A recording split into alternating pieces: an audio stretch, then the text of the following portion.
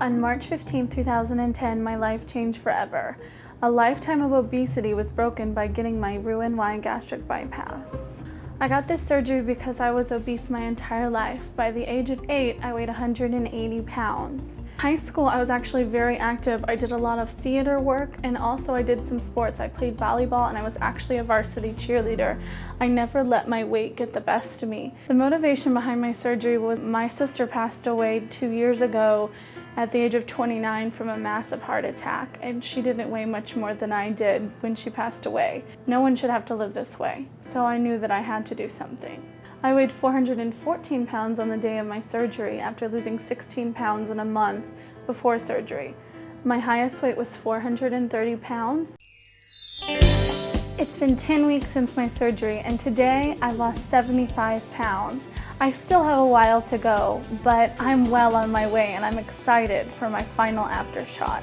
I was fortunate because I didn't have a whole lot of medical problems, but at 22, being 430 pounds, that's a medical problem in itself, and they were definitely on their way. I did have arthritis in my knee, or I still really do.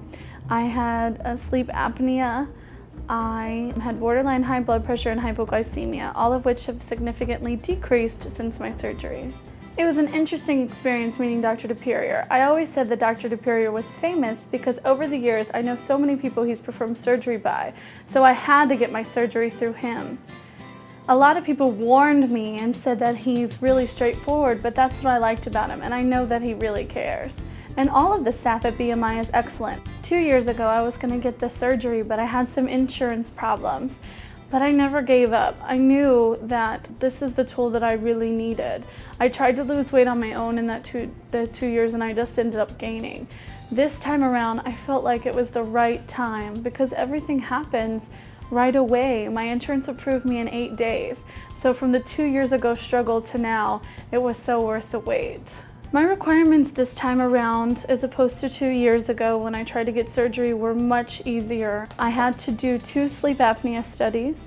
I had to have an EKG. I had to get my blood taken, and that was really it. I was very fortunate, and I had to meet the dietitian once and then the behavioral health specialist once.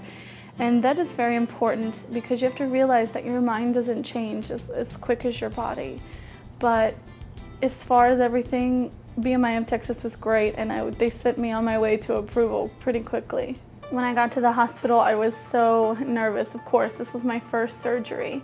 I remember saying goodbye to my husband and being very at peace. The nervousness went away.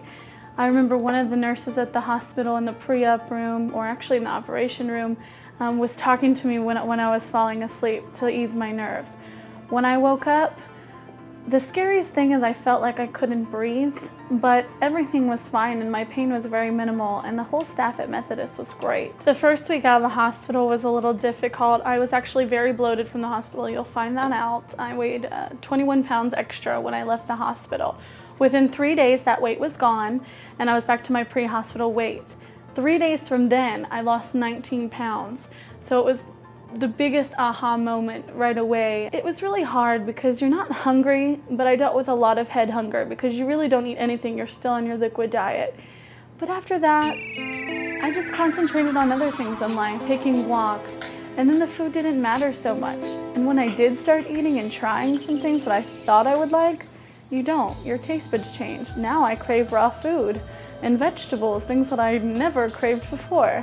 Nutritionist at BMI of Texas, Jennifer, she's great. One of the biggest pearls of wisdom she gave me is eat slow and make sure you chew, because if you don't, you get food stuck, and that's not pleasant. And now when I eat everything out of this measuring cup because I know that here's half a cup, and I don't want to really go over that because I'll get very sick.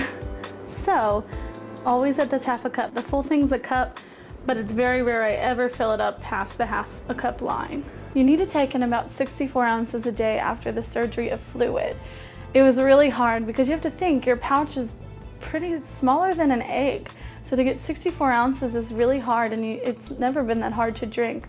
You have to constantly sip, and one time I did forget that. One day it was very hot and I did get very dehydrated. I definitely learned my lesson. You have to be really careful after surgery because you do have to take all of your vitamins. They're so essential because you may have malabsorption.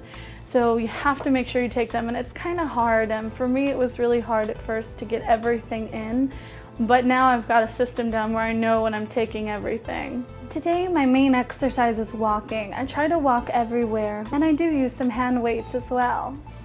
Having my gastric bypass surgery with Dr. Superior was the best decision I've ever made. I'm well on my way to my goal weight. I'll keep you posted. Stay tuned.